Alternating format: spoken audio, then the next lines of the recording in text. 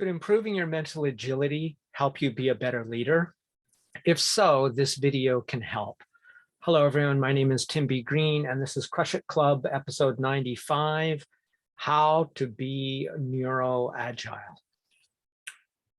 So I want to start with sort of the usual request, and that is if you find value in this content, if you learn something from it and it helps you, I would love to hear from you. Please leave a comment, share, or subscribe. Even if you hate it, whether you comment publicly or you reach out to me directly, I am really working hard to make these videos of value. So I would love to hear from you. Okay. Thank you very much. So imagine this situation, which you may or may not have been in, and that is you're leading a really critical client meeting. Out of left field comes some weird, unexpected question that makes the whole room grow cold. It becomes completely silent. Everybody's kind of feeling uncomfortable and awkward, and nobody knows what to say or do, including yourself. So that would be a situation that we could describe as, because everybody doesn't know what to do, the person who is the most comfortable and the most functional in this situation would be considered to have high ambiguity tolerance. That is, in a situation where people are uncertain what to do, when it's not clear what should happen, the person, oftentimes the leader, the natural leader, will be the person to manage this situation. So that's called ambiguity tolerance, and it's part of, I would say, neuro-agility, at least the way I'm describing it. So to be neuro-agile is basically to be fast on your feet in terms of thinking, right? Nothing new there. And I want to give you a sort of a list of strategies you can use, activities you can do, which you should actually do ongoingly because it's the only way. Your brain doesn't change fast. Your behavior can change immediately, but if you want entrenched skills, habits, and to improve your brain on the neurological level, on the neuroplastic rewired level, that takes repetition of the things you want to learn, and also at the top edge of your skill to best establish those pathways. Okay, so here's what you can do. This is mostly a list. I'm not going to go into too much detail, but it should be obvious from the list. And that is continuously seek out and practice novel situations, things that you haven't been prepared for.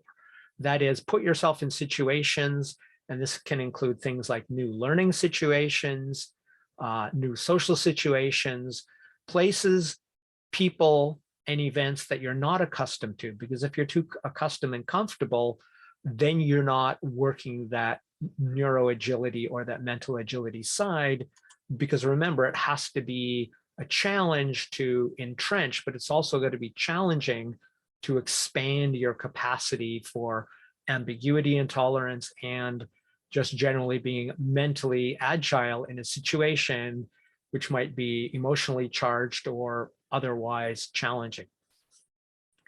So as much as resilience and growth mindset is super valuable, I believe in it 100%, scientifically speaking, not just as an opinion, but to be resilient or have a growth mindset, it has a certain implication that you are reacting to or recovering from something that's already went wrong.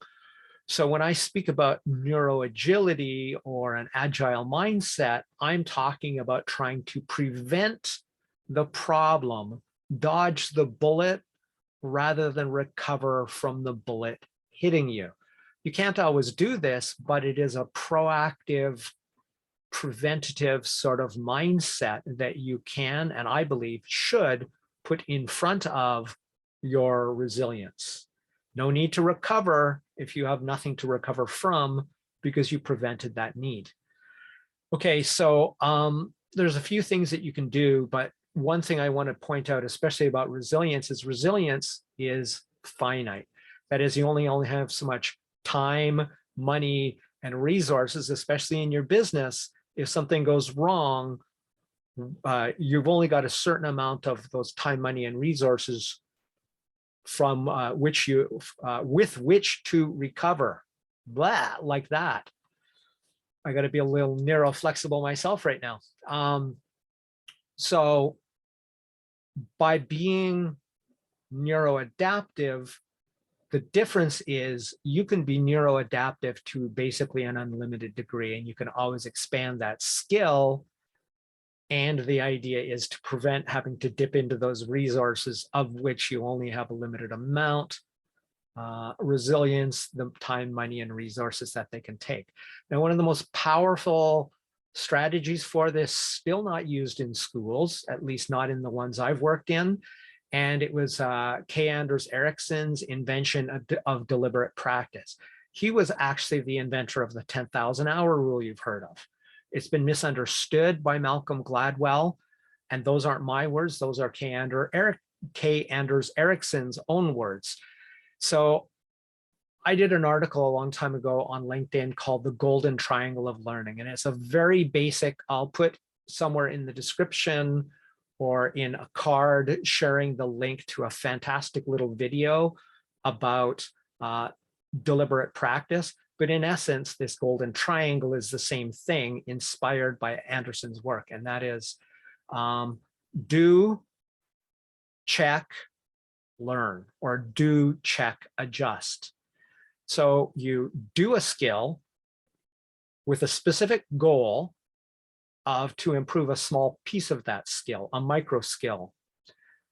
Then you have some objective way of measuring it with video or some other method or another person watching.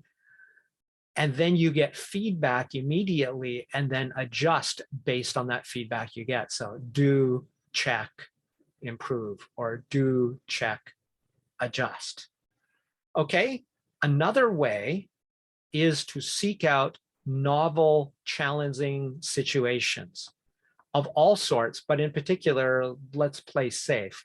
The idea isn't to be life-risking foolishly or anything. It is to find novel, challenging situations in which you can still stay calm, stay out of being really emotional, and be able to react, adjust, adapt, be neuro-agile effectively. But it has to be challenging to increase that ambiguity tolerance, to increase his skill in general. Another way you can do this is by training and teaching others. There's a very famous saying here in Japan, and one of my very favorite, and that is, to teach is to learn. Every time you teach something to somebody, especially somebody new who you've never taught before, or a topic you've never taught them, you are forced in real time to adapt to their response, to their understanding. If they don't understand, you can't go back and make a new lesson plan. In fact, by and large, I don't make lesson plans because I've spent 15 years becoming more neuroadaptive in the classroom and find it more effective than a rigid lesson plan, which almost always is less engaging.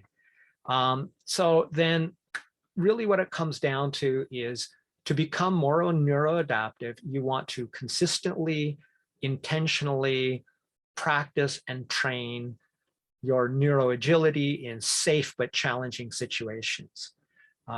What it'll do is it will help you be a better leader, because in those situations where, like at the beginning of this episode, when people don't know what to do, they look to the leader. And the leader's job fundamentally is to, surprise, surprise, lead and lead well. And the better you can be neuro-agile and the better you can be ambiguity tolerant, the higher your ambiguity tolerance, the better you will be able to be neuroadaptive and agile in these situations. Also, it's important because it's not just for you, it's for an example for others. And basically, you do this all through unexpected, challenging situations. That's it for Crush It Club, episode 95, How to be Neuro-Agile. My name is Tim B. Green. Bye for now.